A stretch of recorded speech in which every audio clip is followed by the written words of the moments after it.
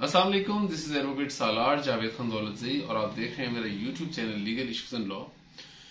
आज हम कुछ बात करेंगे प्रॉपर्टी टैक्सेस के हवाले से, क्योंकि किसी भी शख्स को जब भी कोई जमीन प्लॉट खरीदना है या बेचना है तो उसे इन बातों का ख्याल लाजमी रखना है और आपको ये चीजें अवेयर होना बहुत जरूरी है जब भी आप कोई प्लॉट बेचते हैं या खरीदते हैं। खास तौर पे फाइलर का क्या रोल है, नॉन फाइलर का क्या रोल है, टैक्सेस फाइलर को कितने पड़ते हैं, नॉन फाइलर को कितने पड़ते हैं, ये बहुत इंपॉर्टेंट इन्फॉर्मेशन है और इस वीडियो को लाजमी एंड तक देखें ताकि आपको ये तमाम इन्फॉर्मेशन, ये तमाम मालूमात पता हो। आप जब मार्केट में कोई प्लॉट सेल करने जाते हैं 5 मरले का, 10 मरले का, तो उसका एक खास डीसी रेट होता है जिसके मुताबिक आपको टैक्सेस पे करना होते हैं। मिसाल के तौर पे आपने प्लॉट अगर 10 लाख रुपए मरला खरीदा है, 10 मरले का प्लॉट है तो उसकी कीमत 1 करोड़ रुपया बनती होगी। लेकिन जब आप उसको खरीदने के लिए जाएंगे, खरीदते वक्त वहां उस इलाके का एक डीसी रेट भी होता है।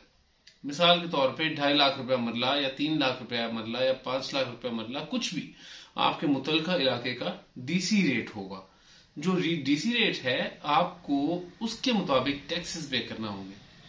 अब हम ये देखेंगे कि हर साल जो है टैक्सेस की रेशो थोड़ी बहुत ऊपर नीचे होती रहती है, चेंज होती रहती है। मैं जो आपको इन्फॉर्मेशन दे रहा हूं 2024 के मुताबिक मैं आपको इन्फॉर्मेशन दे रहा हूं कि 2024 में ये टैक्सेस आपको किस तरीके से पे करने हैं, जो करंट रेट्स हैं उसके मुताबिक। तो उसके मुताबिक आपकी जो स्टैंप ड्यूटी बनती है वो 1% है।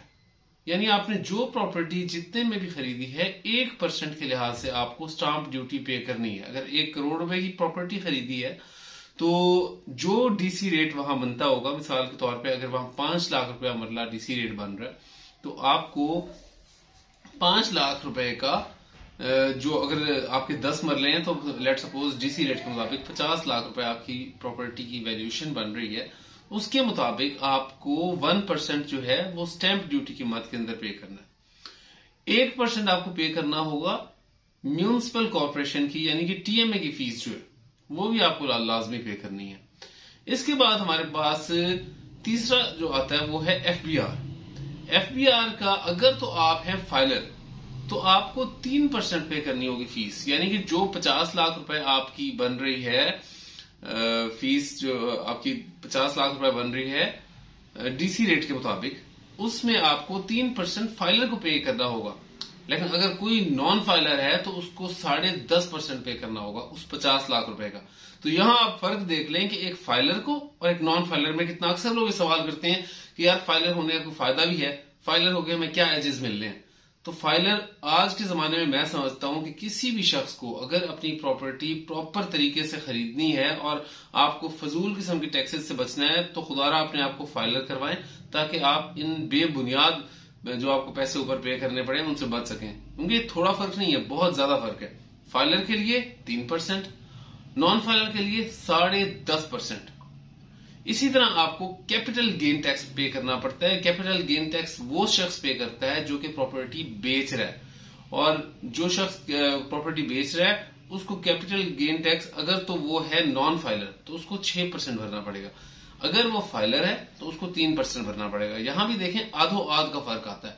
इसीलिए फाइलर अपने आप को जो रजिस्टर लाजमी करवाएं ताकि आपके ऊपर ये जो टैक्सेस हैं ये कम से कम आप कर सकें। इसके अलावा ये मेन टैक्सेस आपके जो आते हैं वो आपका एक टीएमए का, एक आपको एफबीआर का और एक कैपिटल गेन टैक्स उस शख्स को भरना पड़ता है जो कि प्रॉपर्टी सेल कर रहा होता है।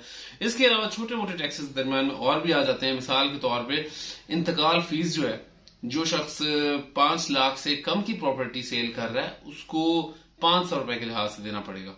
500 रुपए टोटल जो भी है उसकी फीस होगी, और जो 5 लाख से ऊपर की प्रॉपर्टी है तो उसको 1000 रुपया देना पड़ेगा।